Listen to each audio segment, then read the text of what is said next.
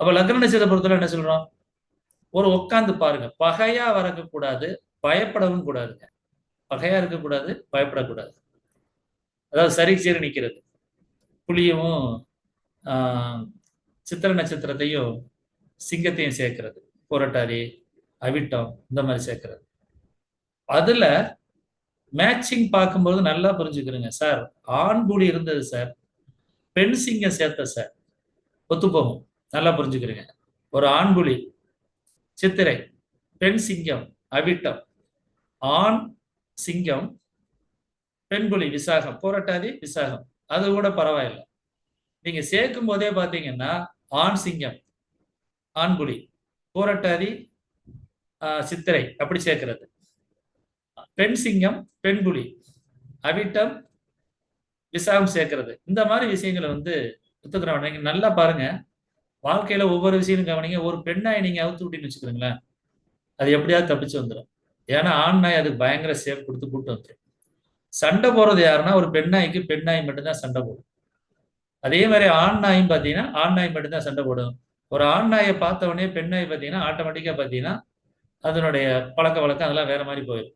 காரணம் என்னன்னா இனக்கவர்ச்சின்னு ஒண்ணு இருக்கு. அதான் சொல்லுவாங்க. அதாவது அந்த பாலகுமாரன் புக்கு படிச்சீங்கன்னா தெரியும். பாலகுமாரன் புக்கு படிக்கும்போது சொல்லுவாங்க. அந்த அந்த உணர்வுன்னு ஒண்ணு அது இல்லைன்னா சரி ஜெனரேஷனே நடக்காது அப்படிம்பாங்க. அதாவது செகரந்தம், அதாவது செயற்கையாக மகரந்த சேர்க்கை பண்றதுக்கும் தேனீக்கள் லேட்டா உலகமே அழிஞ்சிரும். கிட்டத்தட்ட பாத்தீங்கன்னா ஒரு ஒரு ஒரு குறிப்பிட்ட நாளுக்கு மேலே உலகமே அழிஞ்சு போயிடும்.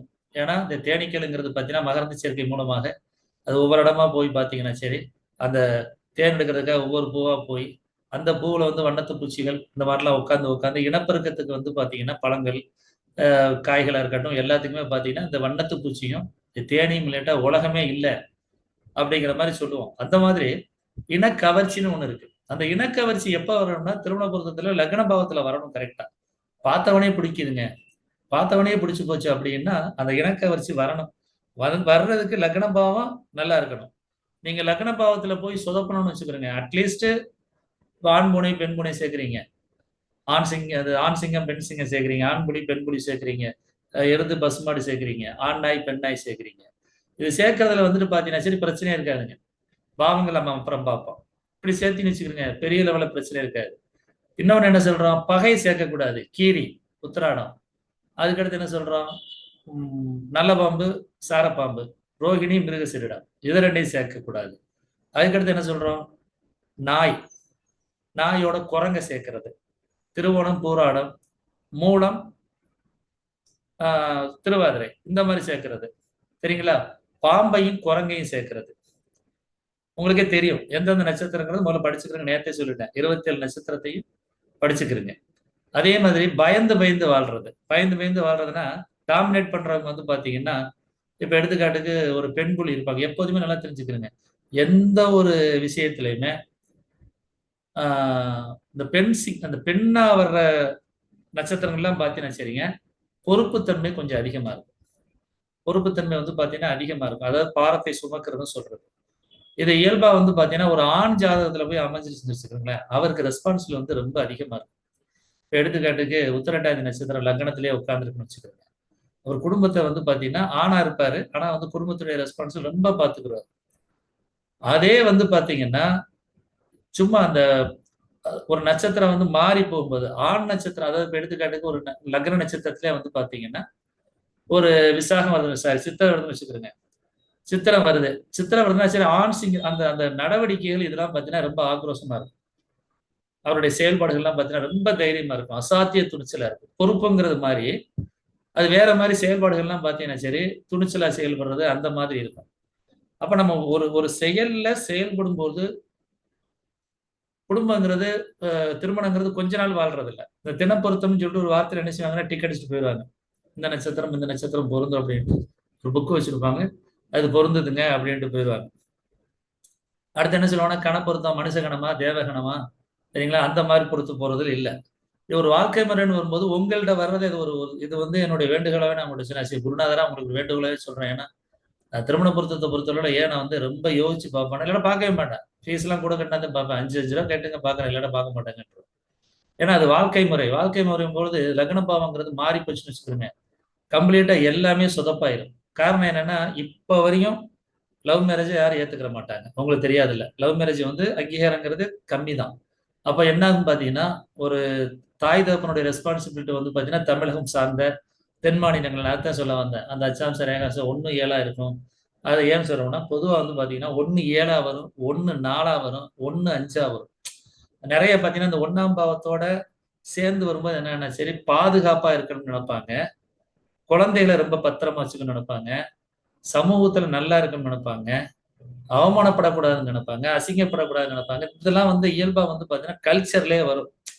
அந்த பாரம்பரியத்திலே வரும். மத்ததெல்லாம் பரவாயில்லைங்க. அசிங்கப்பட்டுட்டேங்க, சங்கடப்பட்டுட்டேங்க, கேவலப்பட்டுட்டேங்க அப்படி மாதிரி ஒரு ஆசிரியர் ஒரு பள்ளியில படிக்கக்கூடிய சிறு குழந்தைய போய் போக்சோ சட்டத்துல வந்து அரெஸ்ட் பண்ணா எப்படி இருக்கு பாருங்க. எவ்வளவு கேவலமா இருக்கு பாருங்க. படிச்ச படிச்ச வாத்தியாரு கல்லூரி புள்ளைய போய் சில்மிசம் பண்ணிட்டான் அப்படின்னு போது எவ்வளவு சங்கடமா இருக்கு பாருங்க. அந்த மாதிரி அவமானப்படக்கூடாது அப்படிங்கிறக்காக அந்த புள்ளிகளை பார்க்க சொல்றேன். ஒரு நீங்க ஜாதகம் பார்க்கும்பொழுது உங்க ஜாதகமா இருந்தா கூட அந்த ஜாதகம் ஏன் நமக்கு ஒரே பிளானட் இந்தந்த இடத்துல வந்துச்சு, இந்த இடத்துல வந்து நன்மையை கொடுக்குதா தீமையை கொடுக்குதா, ஒருவேளை இந்த பிளானட் மாறி இருந்தா இதை விட நம்ம அசிங்கப்பட்டிருப்போமோ, இல்ல இதை விட நல்லா வந்திருப்போமோ அப்படிங்கிற நம்ம கேட்டுக்கலாம்.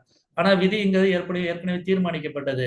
அதனால தினப்பொருத்தம் சேர்க்கும் போது எப்போதுமே அந்த நான் எதுக்காக இதை சொல்ல வரேன்னா, பழைய முறையிலே நீங்க அடிச்சு வச்சுக்கிறீங்க. ஏன்னா ஒருத்தனுடைய லக்னம்ங்கிறது தினம், அவ்வளவுதான், வேற ஒண்ணும் இல்ல. அது சரியா வருதா எழுதியே கொடுங்க, ஒண்ணும் இல்ல. இப்ப இங்க இருந்து போடுறீங்க ஆணாடு பெண்ணாடு, ஆணாடு பூசம், பெண்ணாடு கார்த்திகை, ஓகேங்களா? அதே மாதிரி எருது காளை மாடு உத்தரம், பசுமாடு உத்திரட்டாதி, ஆண் சிங்கம் பூரட்டாதி, பெண் சிங்கம் அவிட்டம். அதே மாதிரி ஆண் பெண் சாரை நல்லபாம்பு, மிருகசிரிடம் ரோஹிணி. அதே மாதிரி ஆண் நாய் பெண் நாய் திருவாதிரை மூலம், ஆண் நாய் இது பெண் நாய்ன்னு சொல்றோம். இந்த மாதிரி நட்பு கிரகங்களா வந்துச்சுன்னா பெஸ்ட். கொடுக்கும்போதே நீங்க என்ன சொல்லலாம், பார்த்துட்டு பாவங்களை பார்த்துட்டு அருமையான ஜாதகங்க, ரெண்டு நல்ல ஜோடி பொருத்தம் நல்லா இருக்கு அப்படிங்கிறத பொருத்தம் பார்க்கும்போது நம்ம வந்து அதை வந்து பார்க்கும்போதே கரெக்டா இருக்குங்க, ஒன்றும் பிரச்சனை இல்லை அப்படிங்கிற மாதிரி பார்க்கறது ஒண்ணு. அடுத்து வந்து அப்படி அமையாது, பெரும்பகுதி அப்படி அமையாது. என்ன ஆகும், டாமினேட் பண்ற மாதிரி இருக்கும். டாமினேட் பண்ணும் பொழுது அதை வந்து டாலரேட் பண்ற மாதிரி இருக்கான்னு பாருங்க, அதாவது ஏத்துக்கிற ஜாதகமா இருக்கான்னு பாருங்க. ஒருத்தர் டாமினேட் பண்றதுனால இவங்க வந்து பாத்தீங்கன்னா ஏத்துக்கிற முடியாத, எப்ப பார்த்தாலும் என்னை வந்து அடிச்சுக்கிட்டே இருக்கேன், எப்ப பார்த்தாலும் என்னை வந்து திட்டிக்கிட்டே இருக்கேன், எப்ப பார்த்தாலும் என்னை வந்துட்டு நிம்மதியா ஏற்பட மாட்டாப்புல, அடுத்தவர் இருக்கும்போது என்னை பற்று பேசி போறாப்புல, என்னை அசிங்கப்படுத்துறாப்புல அப்படின்னு சொல்லிட்டு அப்படி ஓடி ஓடி ஒளிகிறது இருக்கு. அந்த மாதிரி ஜாதகங்கள்லாம் பாத்தீங்கன்னா, இப்ப எடுத்துக்காட்டுக்கு ஒரு ஜாதகர் போறாரு, ஒரு பொருளை பார்த்துட்டு பயப்படுறாருன்னா என்ன அர்த்தம்? ஆக நமக்கு ஆகாத ஒண்ணு நிக்குதுன்னு அர்த்தம். அதே மாதிரிதான் நட்சத்திரங்களை கொண்டுதான் நம்ம மனிதர்களை வந்து எல்லாத்தையுமே வந்து பாத்தீங்கன்னா மனிதனோட வாழ்க்கையோட ஒத்து போயிருக்கு. நீங்க ஜாதகம் சொல்லும் போதே தெரியும், அது பேச்சுத்திறனா இருக்கட்டும், சுவைத்திறனா இருக்கட்டும், சாப்பிடுற விதமா இருக்கட்டும், சாப்பிடுற உணவுகளா இருக்கட்டும், எல்லாமே பாத்தீங்கன்னா சரிங்க அந்த மாதிரி தான் இருக்கும். அதனாலதான் அந்த பாரம்பரியம் சொல்லுவோம், நீங்க பார்த்திருப்பீங்க. ஒரு சிலர் பாத்தீங்கன்னா சரி நல்ல போஸ்டிங் கிடைச்சிடும், குரு ஃபர்ஸ்ட் எழுதி பாஸ் பண்ணிடுவார். அவர் சாப்பிடுற முறைகளை பாத்தீங்கன்னா இங்க வருங்க, இல்ல கையில பிணைஞ்சு சாப்பிடுவார், வாயில கொஞ்சம் ஒட்டிக்கிட்டு இருக்கேன், மீசையில கொஞ்சம் ஒட்டிக்கிட்டு இருக்கேன், அப்படியே தண்ணி எடுத்து கடகடன்னு குடிப்பாரு. அதையும் நம்ம பார்க்கிறோம். ஏன்னா சொல்லிக் கொடுக்குற தாய் தகப்பன் வந்து இப்படித்தான் சாப்பிடணும் அப்படிங்கறத சொல்லிக் கொடுக்காம இருக்கக்கூடிய முறை. ஒரு சிலர் பாத்தீங்கன்னா சரி ரொம்ப சிரமப்படுற குடும்பமா இருக்கும், அந்த பையன் பாத்தீங்கன்னா அழகா சாப்பிடுவான் அந்த நுனியில சாப்பிட்டு. அப்படிங்கிற பொழுது அது எதுக்காக நுனியில சாப்பிடுறாங்க அப்படிங்கிற பொழுது உங்களுக்கே தெரியும், அந்த நுனியில பத்தின சரி எல்லாமே ஜீரண உறுப்புகள் வந்து இருக்கும். அந்த அதற்கான அந்த ஹார்மோன் இருக்கனால என்ன சொல்லுவாங்கன்னா, அந்த நாக்குல வந்து வாயில நுனி வாயில சொல்லும்போது என்ன சொல்லுவாங்க, கையில போய் ஏதாவது பதார்த்தங்களை தொட்டா கெட்டு போயிடும் சொல்றது காரணம் என்ன? கைக்கு அந்த பதார்த்தத்துக்கு என்ன இருக்கு? ஜீரண உறுப்புகளுடைய அந்த இது வந்து பாத்தீங்கன்னா உயிர்கள் வந்து இங்க இருக்கு, நுனியில இருக்கு கையில. அப்படி டீசெண்டா சாப்பிட்றவங்களே நம்ம பார்க்கிறோம். இப்போ வாழ்க்கை முறையை பொறுத்தளவுல அவனை கண்டாவே பிடிக்கலாமா மாதிரிலாம் வரும், சின்ன சின்ன பிரச்சனைகள்லாம் வரும்.